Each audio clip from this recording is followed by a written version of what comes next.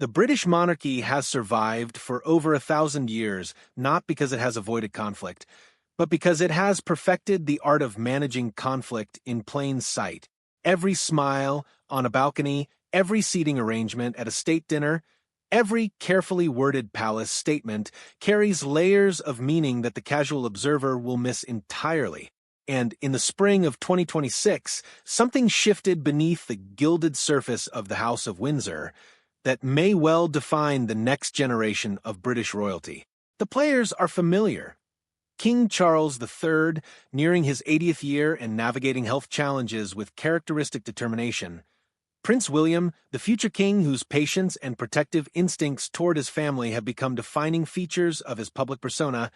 Queen Camilla, who spent decades fighting for acceptance and finally achieved the crown she believed was her destiny. And Prince Edward, the Duke of Edinburgh, the Queen's youngest child, the spare the royal, that generations of tabloid editors forgot to write about. That last one is the key, because the quiet ones, the loyal ones, the ones who show up year after year without complaint and without scandal, they are the ones who understand something that their more famous siblings never grasped. In the British monarchy, power does not belong to the loudest voice. It belongs to the person who controls access to the future king. To understand what happened at the preliminary planning meetings for Prince William's coronation, you must first understand the significance of royal jewelry. This is not frivolous decoration. It is not mere ornamentation. The British royal family communicates through what they wear with a precision that diplomats might envy and spies might study. A brooch pinned above the heart is a declaration of loyalty. A tiara chosen for a state banquet signals political alignment. The absence of a particular piece of jewelry can be as devastating as any public statement. Queen Elizabeth II understood this better than anyone. She spent 70 years deploying sapphires and diamonds as weapons, as shields, as signals of favor and disfavor. Her granddaughter-in-law, Catherine, has learned the same language, and Queen Camilla, for all her hard-won legitimacy, made a miscalculation that her late mother-in-law would never have made. She wore the wrong brooch at the wrong moment, and Prince Edward, the brother-in-law everyone underestimated, seized the opportunity with surgical precision. The brooch in question was the Duchess of Cornwall's feather brooch, a spectacular piece featuring 3 ostrich feathers surrounding a diamond floral motif, originally associated with the Prince of Wales' feathers. Camilla had worn it frequently since becoming queen consort, and it carried undeniable symbolism. The feathers represent the heir apparent, and by wearing them, Camilla was making a statement about her permanent place within the royal hierarchy. But there is another brooch, far more significant, that entered the conversation in early 2026. The Kent amethyst brooch, a piece dating back to Queen Victoria's reign, featuring a large amethyst surrounded by diamonds, had been in the possession of the late Queen Elizabeth and was understood by palace insiders to be reserved for the sovereign alone or for the sovereign's explicit designee. When Camilla appeared at the Commonwealth Day service, wearing a brooch that bore striking resemblance to the Kent amethyst, albeit with modifications that royal jewelry experts immediately noted, she crossed an invisible line. The palace never comments on jewelry disputes. They never acknowledge that such conflicts exist, but within 24 hours, Prince Edward had requested a private audience with his brother the king, and the agenda was singular. Prince Edward's journey from overlooked royal to kingmaker is a story that royal biographers will spend decades untangling. Born in 1964, the youngest of 4 children, he was never expected to carry significant royal responsibilities. His early career in television production was met with public skepticism. His decision to step back from royal duties to pursue commercial ventures drew criticism. For years, the tabloids portrayed him as the difficult one, the temperamental one, the prince who couldn't quite find his footing. But marriage to Sophie Rhys-Jones in 1999 marked a turning point.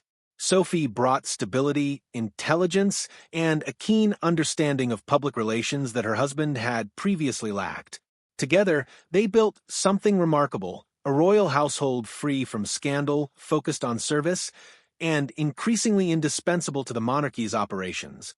While Prince Andrew's reputation crumbled under the weight of international scrutiny, while Prince Harry and Meghan Markle reshaped their lives across the Atlantic, while King Charles navigated the complexities of ascending the throne later than any monarch in British history, Edward and Sophie simply worked. They attended hundreds of engagements annually. They represented the crown on diplomatic missions to nations where British soft power required a royal touch. They built relationships with Commonwealth leaders who appreciated their lack of drama and their genuine commitment to the institution. By 2025, the numbers told a story that palace communications directors could no longer ignore. Public polling conducted by YouGov and other reputable firms showed that Prince Edward and Sophie, Duchess of Edinburgh, enjoyed favorability ratings exceeding 50% among British adults, with negative views hovering below 20%. Queen Camilla, by contrast, saw her favorability drop to 42%, with 45% of Britons holding unfavorable views. These numbers represent not a temporary fluctuation, but a structural shift in public perception. The woman who had fought for 30 years to be accepted as Charles's wife and consort had become, in the eyes of many British citizens, a liability. The brother who had been dismissed as irrelevant had become an asset. And in the palace, where every decision is measured against its impact on the monarchy's long-term survival, such numbers carry consequences. The preliminary planning for Prince William's coronation began in earnest in late 2025, though informal discussions had been underway for years. William, unlike his father, has made clear that his coronation will reflect a leaner, more modern monarchy. The guest list will be smaller. The pageantry, while still significant, will be calibrated for an era in which public scrutiny of royal expenses has never been more intense. And the seating arrangements, the choreography of who stands where and who walks beside whom, will send unmistakable signals about the future direction of the institution. According to multiple sources familiar with the planning process, though none willing to speak on the record, given the sensitivity of the matter, Prince Edward was invited to participate in these discussions in a capacity that surprised many observers. He was not merely consulted as a senior royal. He was given a voice in determining the ceremonial structure itself. This elevation reflected not only his growing public popularity, but also his close relationship with William, whom he has supported quietly and consistently through the most difficult years of the young prince's life. It was during one of these planning sessions that the question of Queen Camilla's role arose. The coronation of a new monarch traditionally includes the crowning of the consort as well, a ceremony that affirms the consort's position beside the sovereign. When William becomes king, Catherine will be crowned as his queen consort, a moment that will undoubtedly be among the most watched in modern British history. But what role, if any, should a former queen consort play in that ceremony? There is no modern precedent for a living queen consort attending the coronation of her stepson. The last queen consort to outlive her husband was Queen Elizabeth, the queen mother, who attended her daughter's coronation in 1953, but that was a mother attending her child's ascension, a fundamentally different dynamic. Queen Alexandra, Queen Mary, and Queen Elizabeth, the queen mother, all lived into the reigns of their successors, but those successors were their children. Camilla is not William's mother. She is not even his stepmother in any conventional sense, given that she and Charles married when William was already an adult. Her relationship with William has been described by palace insiders as cordial but distant, characterized by mutual respect rather than warmth. Edward's position in these discussions was characteristically understated but devastatingly effective. He did not demand that Camilla be excluded. He did not raise objections that would appear personal or petty. Instead, he asked a series of questions that framed the issue in terms of institutional stability rather than family politics. What message would it send, he asked, if a queen consort with historically low favorability ratings occupied a prominent position at a ceremony intended to launch a new era of public trust? How would the British people interpret the presence of a woman whose net approval rating was negative at an event meant to symbolize national unity? And crucially, would Camilla's attendance undermine the very purpose of the coronation, which was to celebrate William and Catherine as the fresh, popular faces of a monarchy seeking to secure its future? These were not the questions of a man seeking revenge for past slights. They were the questions of a strategist who understood that the monarchy's survival depends on its ability to adapt to public sentiment. Edward was not attacking Camilla. He was protecting the institution. And that framing, more than anything else, carried the day. King Charles faced an impossible choice. He loved Camilla, had loved her for 5 decades, had defied his family, his church, and his nation to be with her. His entire reign, brief as it had been, was shaped by his determination to honor her as his queen. But Charles was also a pragmatist, a man who had spent his entire life preparing for a role that demanded sacrifices he could never have anticipated. He understood the polling numbers.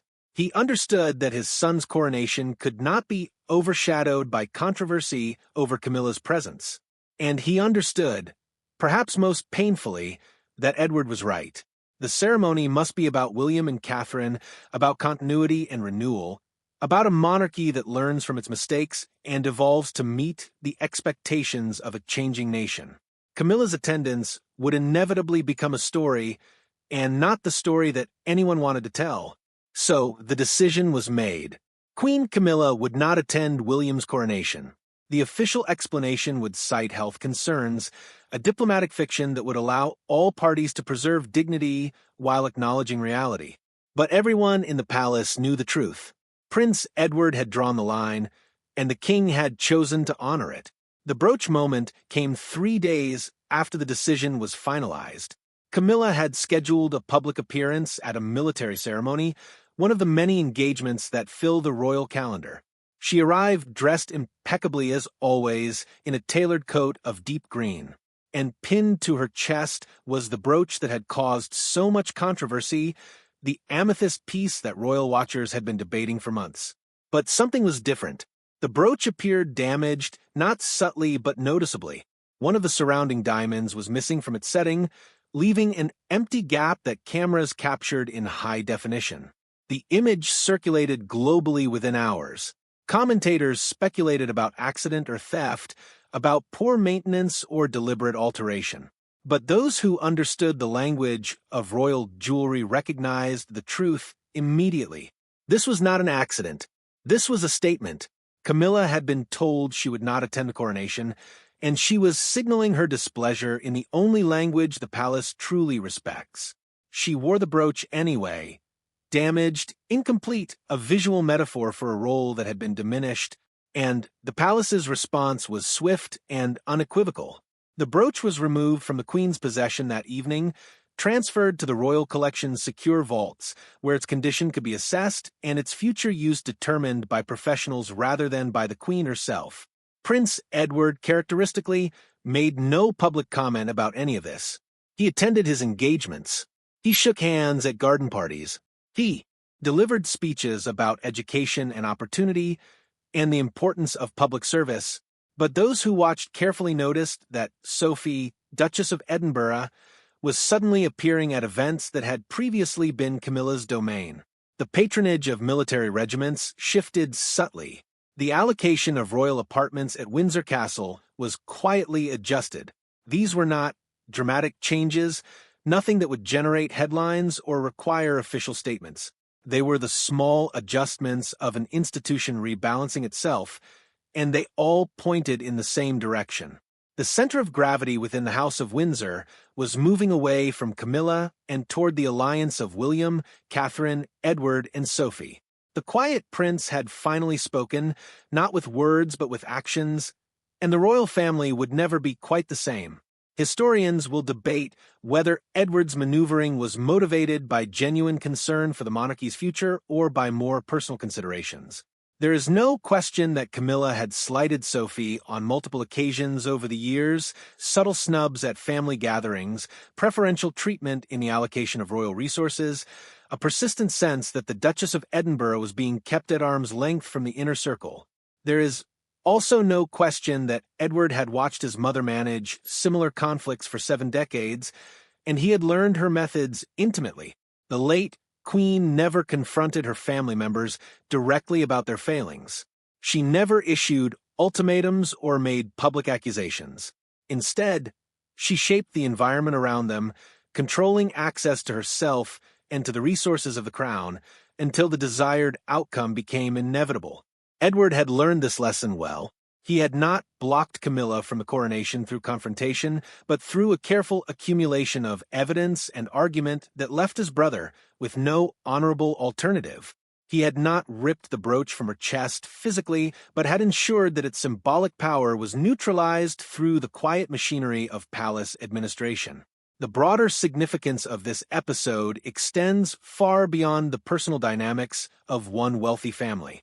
The British monarchy survives because it has proven capable of evolution, of adapting to changing social norms and political realities while preserving the core elements of tradition and continuity that give it meaning. The transition from Charles to William represents the most significant such evolution in a generation. William is not his father. He is more reserved, more cautious, more attuned to the expectations of a public that has grown skeptical of inherited privilege. His coronation will be the defining moment of his reign, the single day when the British people decide whether to embrace him as their sovereign or to question the entire enterprise. Camilla, through no fault of her own, had become a distraction from that essential question. Her presence at the ceremony would have invited commentary on the past rather than focus on the future. Edward understood this, articulated it effectively, and achieved an outcome that serves the institution even as it wounds the individual at its center. What happens next depends on forces that no single royal can control. Camilla remains queen consort for the duration of Charles's reign, and that reign is not yet over. She retains significant influence over her husband, and her network of allies within the palace remains substantial. But the future belongs to William and Catherine, and to the generation of royals who will support them. Edward has positioned himself as an indispensable figure in that future, a trusted advisor who proved his loyalty not through grand gestures, but through decades of patient service. Sophie will continue to be the quiet force behind him, attending the right events, building the right relationships, and never, ever wearing the wrong brooch at the wrong moment. The British public, for their part, will likely never know the full story of what transpired in those planning meetings.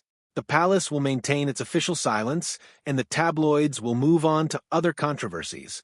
But the architecture of the monarchy has shifted, and those who understand how power actually works in this ancient institution will recognize Prince Edward's hand in every adjustment, every realignment, every subtle change in who stands closest to the future king.